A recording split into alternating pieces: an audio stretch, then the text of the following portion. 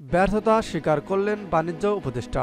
ভোগ্যপণ্যে বাজার নিয়ন্ত্রণে রাখতে না পারার ব্যর্থতা স্বীকার করে নিলেন অন্তর্বর্তী সরকারের বাণিজ্য উপদেষ্টা শেখ বসিরউদ্দিন। আজ মঙ্গলবার রাজধানীর পল্টনে ইকোনমিক রিপোর্টার্স ফোরামের কার্যালয়ে আয়োজিত ইআরএফএল প্রাণ মিডিয়া অ্যাওয়ার্ড 2024 প্রদান অনুষ্ঠানে একথা জানান তিনি। বাণিজ্য উপদেষ্টা বলেন, আগামী রমজানে খেজুর, ছোলা, তেলসহ অন্যান্য পণ্যের দাম স্থিতিশীল থেকে নিম্নগামী থাকবে বলে আশা করছি।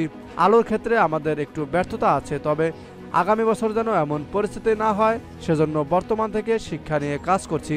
শেখ বসিরউদ্দিন বলেন, তেল বা চিনির বাজারের মুষ্টিময় কয়েকজন স্থানীয় আমদানিকারক রয়েছেন। এর মধ্যে একজন সর্ববৃহৎ লোক দেশ ছেড়ে পালিয়ে গেছেন, যিনি বাজারের একটা বৃহৎ অংশ এবং 8-10টা ব্যাংকও নিজে ম্যানেজ করতেন। এই যে দেশ থেকে পালিয়ে যাওয়ার ফলে একটা সরবরাহ ঘাটতি তৈরি হয়েছে, এই তুলনায় কিন্তু আপনারা বাজারে রিয়াকশন টের পাচ্ছেন না।